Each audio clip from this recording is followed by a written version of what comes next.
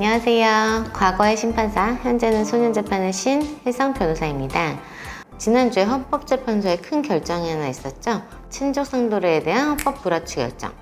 뉴스를 통해서 많이 접하셨겠지만 친족상도례라는 것은 직계열족이나 같이 사는 가까운 가족 사이의 재산범죄, 절도라던가 횡령, 사기, 배임 이런 것에 대해서는 형을 면제한다는 조항이었습니다.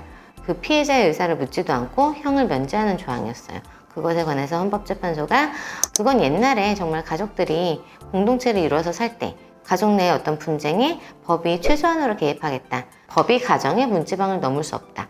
이런 어떤 구시대적인 가족상을 전제로 한 규정이었는데 대표적으로 박수홍 씨 사건, 박세리 씨 사건 이런 경우처럼 남보다 못한 가족들이 재산적으로 피해를 입힌 경우에도 피해자의 의사에도 상관없이 처벌할 수 없도록 한 조항. 지금의 달라진 가족상과는 맞지 않는 측면이 있었잖아요. 그런 측면에서 헌법재판소가 71년 만에 이 친족상도례 규정을 헌법 불합치 결정을 내렸습니다. 보통 이 친족상도례 규정이라고 하면 딱 그런 사건들을 보통 많이 떠올리실 거예요. 지금 예를 들었던 사건. 사실 이런 사건들, 부모 자녀 간이나 이런 사이에서 남보다 못한 사이가 돼서 큰 재산 분쟁이 일어난 사건들은 이게 자극적이고 뉴스가 많이 돼서 그렇지 우리 주변에서 아주 많이 볼 수 있는 사건은 아니에요. 그쵸?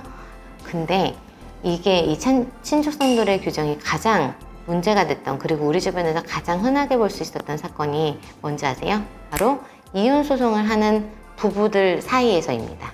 이혼소송을 하는 당사자들 사이에서. 이혼소송이 확정되기 전까지는 법률상 배우자입니다. 친족상도례 규정이 적용됩니다.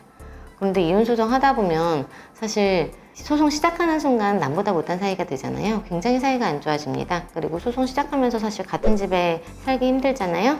그러다 보면 보통 한쪽이 집을 나가게 되죠. 근데 그 한쪽이 집을 나가면서 집안에 있는 상대방의 현금, 귀금속, 값 나가는 그림, 와인, 고가의 세간살이 이런 걸 들고 나가는 경우가 정말 많습니다. 그런데 이거 고소해도 수사기관에서 친족상도례 적용된다고 수사 개시도 잘 안 해줍니다. 배우자 입장에서는 아니 이 사람이 내가 집에 없는 사이에 금고에 있던 몇 억을 다 털어갔는데 평생을 걸쳐 막 수집해온 아끼던 그림 아니면 와인 애호가들 요즘에 많으시잖아요. 고가의 와인들 그런 거 재산적 가치로도 지금은 상당합니다. 수천만 원에서 수억에 이를 수도 있잖아요.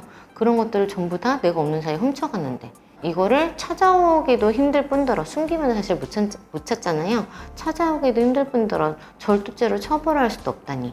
그렇다 보니까 이거를 악용하는 경우도 굉장히 많았죠. 그냥 들고 나갑니다. 이 가지고 간 재산을 나중에 재산 분할해서라도 고려할 수 있으면 다행인데요. 사실상 그것도 쉽지가 않습니다. 왜냐면 가져갔어도 그 재산의 소유권은 이 사람한테 남아있잖아요. 그러면은 그 재산 분할에서 이 사람의 재산으로 쳐야 되는 결과가 됩니다. 그렇게 해서 재산 분할을 했는데 저 사람이 가지고 왔고 이걸 어떻게 찾아올 방법은 사실 쉽지가 않고 그래서 그런 재산 분할에서도 좀 애매한 경우가 생기고요.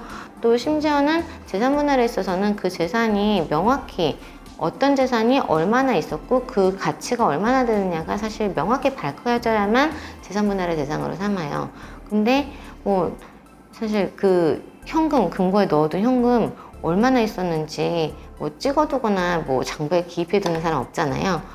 들고 갔다고 주장은 하는데 저 사람이 아니라고 하고 아니면 훨씬 적다고 하고 이렇게 하면은 얼마인지 확정도 안 됩니다. 그러다 보니까 재산 분할에서도 이게 크게 어떻게 반영되기가 어려운 측면도 있습니다.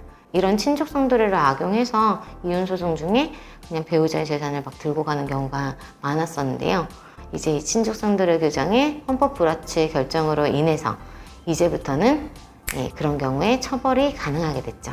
심지어는 공동 소유하고 있는 물건들 있잖아요. 자동차를 2분의 1 지분으로 갖고 있다던가 공동으로 산 고가의 세간살이라던가 이런 것들은 사실 공동 소유하는 물건이잖아요. 공동 소유하는 물건도 그냥 갖고 가버리면 절도죄입니다. 이런 측면에서 사실 이 친족상도례 규정의 헌법 불합치 결정이 우리 주변에서 흔하게 볼 수 있는 사건에 크게 영향을 미칠 수 있는 건 사실 어떻게 보면 이혼소송 중인 당사자 사이의 절도 사건, 여기에 사실 가장 큰 영향을 미치게 되지 않을까 합니다. 오늘은 며칠 전에 있었던 친족상도례 규정의 헌법 불합치 결정이 이혼 소송에 미치는 영향에 대해서 한번 얘기를 나눠보았습니다. 더 궁금하신 게 있으시면 댓글이나 이메일로 문의 주시고요. 구독과 좋아요, 알림 설정 부탁드립니다. 과거의 심판사, 현재는 소년재판의 신 혜성 변호사였습니다. 감사합니다.